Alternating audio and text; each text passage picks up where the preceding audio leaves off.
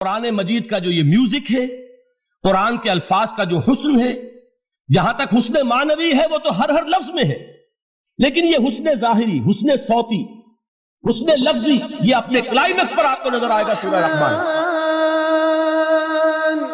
علم القرآن، لیکن قرآن میں یہ سورت اس اعتبار سے بھی ممتاز ہے، اس کی 4 آیات پر ذرا توجہ کریں گے، عجیب حقائق سامنے آئے۔ جہاں یہ قرآن مجید کے حسن صوت اور حسن لفظی کی معراج ہے، وہیں اس کی پہلی 4 آیات میں 4 چوٹی کی چیزوں کا ذکر ہے، سب سے اونچی چیزیں۔ پہلی آیت کیا ہے؟ الرحمن۔ ایک آیت ہو گئی۔ رحمان کیا ہے؟ اللہ کا نام ہے۔ کبھی آپ نے غور کیا اللہ کے ناموں میں سب سے پیارا نام کون سا ہوگا؟ رحمان۔ کیوں؟ اس کا مادہ کیا ہے؟ رحمت۔ ہمیں سب سے بڑھ کر جس چیز کی ضرورت ہے وہ کیا ہے؟ رحمت خدا بندی۔ نام اچھی طرح سن لیجئے اس حضور کے قول کو۔ حضور فرماتے کوئی شخص جنت میں مجرد اپنے عمل کی بنیاد پر داخل نہیں ہو سکے گا جب تک کہ رحمت خدا بندی دستگیری نہ کرے۔ کسی صحابی نے بڑی ہمت اور جرأت کا ثبوت دیا کہ پوچھ لیا کیا حضور آپ بھی؟ جب آپ نے فرمایا کوئی شخص داخل نہیں ہو سکتا جنت میں محض اپنے عمل کی بنیاد پر جب تک کہ رحمت خدا بندی جو ہے وہ دستگیری نہ فرمائے۔ پوچھا گیا کیا آپ بھی؟ آپ نے فرمایا ہاں میں بھی۔ آپ اندازہ کیجئے کہ اگر محمد الرسول اللہ بھی رحمت خدا بندی کے ضرورت مند ہوں تو تاب دیگراں چہ رسد ہماری تو سب سے بڑی ضرورت رحمت خدا بندی۔ اب یہ رحمت جو ہے قرآن مجید میں اللہ تعالیٰ کی یہ شان 2 الفاظ کے ذریعے سے آتی ہے، رحیم اور رحمان۔ اور کوئی مادہ نہیں ہے جس سے 2 نام بنتے ہوں اللہ کے، لیکن یہ مادہ ہے واحد رحمت کا کہ جس سے رحمان بھی ہے رحیم بھی ہے۔ رحیم صفت مشبہ ہے، رحمت دائم ہو جائے گی، مستقل ہوگی تو رحیم کہیں گے۔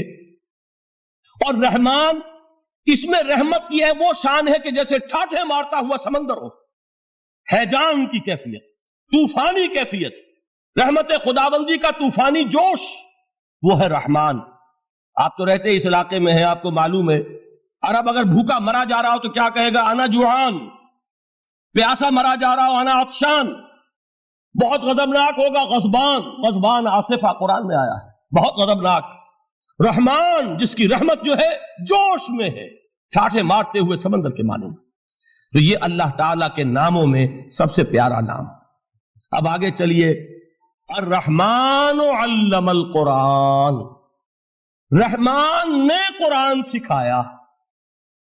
رحمت خداوندی کا سب سے بڑا مظہر، رحمان کی رحمانیت کا سب سے بڑا مظہر قرآن ہے۔ ان میں جو منطقی ربط ہے اس کو سمجھتے جائیے۔ اچھا آپ یہ سوچئے، جو علم بھی انسان کو حاصل ہوا وہ کس نے دیا؟ اللہ نے۔ سائنس کا علم کس نے دیا؟ اللہ نے۔ علم آدم الاسماء کلھا، وہ علم الاسماء جو حضرت آدم کو دے دیا گیا تھا ازل میں، یہ اسی کا ظہور ہے، یہ اسی کی ایکسفولیشن ہے جو ہو رہی ہے اور ہوتی رہے گی ابھی۔ اور دوسرے علم ہے وہ کس نے دی؟ اللہ نے دی۔ لا یحیطون بشیء من علمہ الا بما شاء، مخلوق میں سے کوئی اللہ کے علم میں سے کسی شے کا احاطہ نہیں کر سکتا مگر وہ جتنا اللہ دینا چاہے۔ لیکن یہ کہ تمام علوم میں چوٹی کا علم قرآن۔ نوٹ کرتے جائیے، اب چوٹی کی چیزیں جمع کیجیے۔ اللہ کے ناموں میں چوٹی کا نام رحمان۔ اللہ نے جو کچھ انسان کو سکھایا اس میں چوٹی کا علم قرآن۔ خلق الانسان، انسان کو پیدا فرمایا۔ سوال یہ کہ حیوانات کو کس نے پیدا فرمایا؟ آسمان کس نے پیدا کیے؟ زمین کس نے پیدا کی؟ فرشتے کس نے پیدا کیے؟ کیا مطلب خلق الانسان؟ اس کی تمام مخلوقات میں اس کا کلائمیکس، اس کی تخلیق کی معراج، اس کے تخلیق کا نقطہ عروج انسان ہے۔ یہ ہے کہ جو مسجود ملائک بنا ہے۔ وَلَقَدْ كَرَّمْنَا بَنِي آدَمَ وَحَمَلْنَاهُمْ فِي الْبَرِّ وَالْبَحْرِ وَرَزَقْنَاهُمْ مِنَ الطَّيِّبَاتِ وَفَضَّلْنَاهُمْ عَلَى كَثِيرٍ مِّمَّنْ خَلَقْنَا تَفْضِيلًا۔ تو تخلیق میں سب سے اونچی تخلیق انسان کی، علموں میں سب سے اونچا علم قرآن کا، اللہ کے ناموں میں سب سے اونچا نام رحمان۔ اب آئیے چوتھی چیز، علمہ البیان، انسان کو بیان کی صلاحیت عطا فرمائی۔ کیا اور کوئی صلاحیت عطا نہیں کی؟ بینائی کس نے دی؟ اللہ نے۔ اسی طریقے سے سماعت کس نے عطا فرمائی؟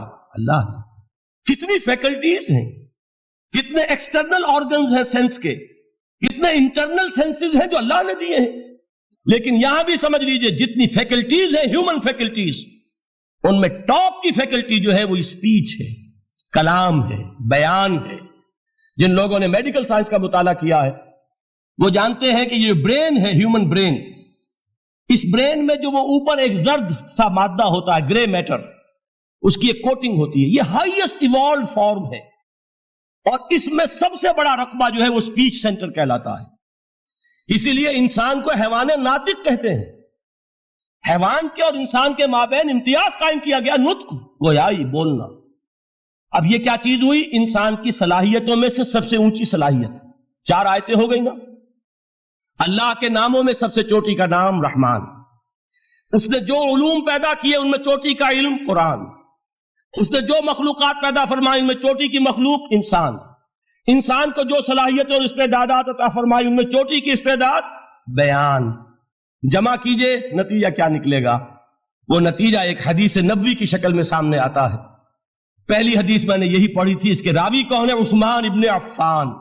میں حیران ہوتا ہوں وہ قافیہ یہاں بھی موجود ہے، رحمان، قرآن، بیان، انسان، عثمان، عفان، باپ کا نام بھی اسی وزن پر ہے، عثمان ابن عفان۔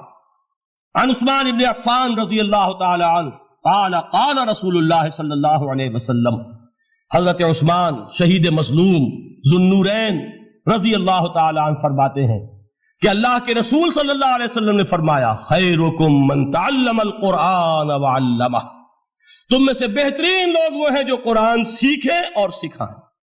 قوت بیان جو تمہاری ٹاپ فیکلٹی ہے، اس کا استعمال کسی گھٹیا کام کے لیے نہیں ہونا چاہیے۔ دیکھیے اردو میں محاورہ ہے کہ توپ سے مکھی نہیں ماری جاتی۔ توپ بنائی گئی ہے کسی بڑی شے کے لیے، مکھی مارنے کے لیے توپ استعمال نہیں ہوتی۔ یہ قوت بیان جو ہے، جو ٹاپ موسٹ فیکلٹی ہے ہیومن، جو فیکلٹیز ہیں ان میں سے، اس کا استعمال بھی ٹاپ موسٹ ہونا چاہیے۔ قرآن کو بیان کرو، وہ جیسے کہ علامہ اقبال نے کہا ہے، بلکہ غالباً ان کے قبر پر آس پاس جو اشعار لکھے ہوئے ان میں سے ایک یہ بھی ہے، اگر یک قطرہ خونداری، اگر مشتے پرے داری، بیابامن تو آموزم طریق شاہ بازی را۔ اگر تمہارے اندر ایک قطرہ بھی خون کا ہے اور مٹھی بھر بھی پر اگر اللہ نے دیے ہیں تو اے میرے پاس آؤ کہ میں تمہیں شاہبازی کے طریقے سکھاؤں۔ اسی طرح جان لیجئے اگر اللہ نے قوت گویائی عطا فرمائی، اگر اللہ نے تمہیں حیوان ناطق بنایا، اگر اللہ تعالیٰ نے تمہیں یہ صلاحیت عطا فرمائی، اس صلاحیت کا مصرف دنیا کو نہ بناؤ، اس صلاحیت کا مصرف اللہ کے کلام کو پھیلانے پر اس کو صرف کرو۔ خیرکم من تعلم القرآن وعلمہ۔ خیر جب لفظ آتا ہے بغیر من کے، ورنہ تو آتا خیر من ہو تو یہ ہوگی کمپیریٹو جو ایک ایڈجیکٹو جو ہوتی ہے، لیکن یہ سپرلیٹو ڈگری ہے جب بغیر من کے ہوگا۔ خیرکم، دی بیسٹ امنگسٹ یو، جو تم میں بہترین لوگ ہیں وہ کون ہیں؟ من تعلم القرآن وعلمہ، جو قرآن سیکھیں اور سکھائیں، قرآن پڑھیں اور اسے بیان کریں۔ آج جان لیجئے سب سے بڑی ضرورت اس بات کی ہے کہ آج کا قرآن پڑھیں۔ آپ حیران ہوں گے کہ یہ کیا کہا اس میں؟ دیکھیے قرآن اترا ہے 1400 برس پہلے، لیکن تا قیام قیامت نوع انسانی کو جتنے مسائل درپیش ہوں گے ان سب کا حل اس میں ہے۔ البتہ کھودنا پڑے گا، گہرائی میں اترنا ہوگا۔ ایک قرآن کی سطح ہے، اس سطح نہیں، اس کی گہرائیوں کے اندر غوطہ زنی کرو۔ قرآن میں ہو غوطہ زن اے مرد مسلمان۔ اور آج کا قرآن یعنی آج کی ہدایت جو اللہ نے اس میں رکھی ہوئی ہے، ڈگ اٹ آؤٹ، اس کو نکالو اس کے اندر سے۔ ابھی میں حدیث تو آپ کو سناؤں گا، اس میں یہ تصور آئے گا سامنے اور واضح ہو کر۔ آج کے انسان کی رہنمائی اس قرآن سے اخذ کر کے انسان تک پہنچاؤ، یہ ہے فریضہ محمد الرسول اللہ کی امت کا صلی اللہ علیہ وسلم۔ آپ نے وہ حدیث سنی تھی کہ بلغوا عنی ولو آیۃ۔ حضور نے خطبہ حجۃ الوداع میں پہلے تو گواہی لی مسلمانوں سے، 1.25 لاکھ کا مجمع جمع تھا۔ حجۃ الوداع آخری حج، آپ نے اپنے خطبے میں جس کے چند جملے میں سنا چکا ہوں آپ کو ایچ جی ویلز کے حوالے سے، اپنی تعلیمات کے اہم نکات کو بار بار دہرا کر بیان کیا، ہیمر کیا، اچھی طرح ذہنوں میں اتارا۔ اس کے بعد ایک سوال کیا، الا هل بلغت؟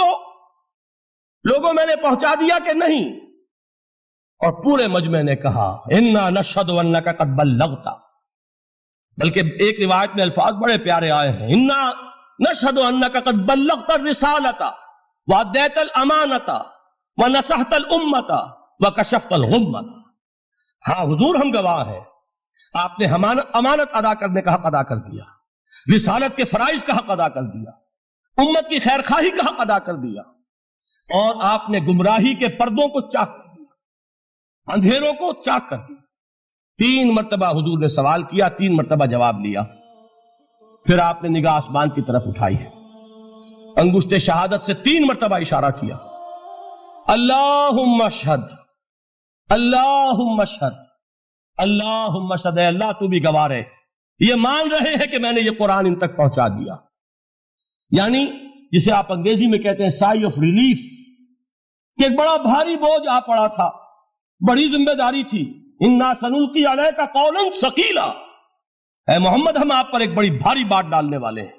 اے اللہ گواہ ہے کہ وہ بوجھ میرے کاندھے سے اتر گیا، یہ تسلیم کر رہے ہیں کہ میں نے حق امانت ادا کر دیا، تیری امانت تھی میرے پاس یہ کلام، اللہ کا یہ پیغام انسانوں کے لیے نازل ہوا محمد پر صلی اللہ علیہ وسلم، تو امانت کا بوجھ کس کے بارے گراں کس کے کاندھے پر ہے؟ حضور کے۔ اگر ادا نہ کرتے، ابھی وہ آپ نے آیت سنی تھی، یا ایھا النبی بلغ ما انزل الیک من ربک فإن لم تفعل فما بلغت رسالتہ، یا ایھا الرسول، اے رسول صلی اللہ علیہ وسلم پہنچا دیجئے جو کچھ نازل کیا گیا ہے آپ پر آپ کے رب کی طرف سے، اور اگر بالفرض آپ نے ایسا نہ کیا تو امانت کا حق ادا نہیں ہوگا، رسالت کا حق ادا نہیں ہوگا۔ حضور نے پہنچا کر گواہی لے کر جیسے کہ ایک اطمینان کا سانس لیا، اللہم اشہد، اللہ تو بھی گواہ رہے۔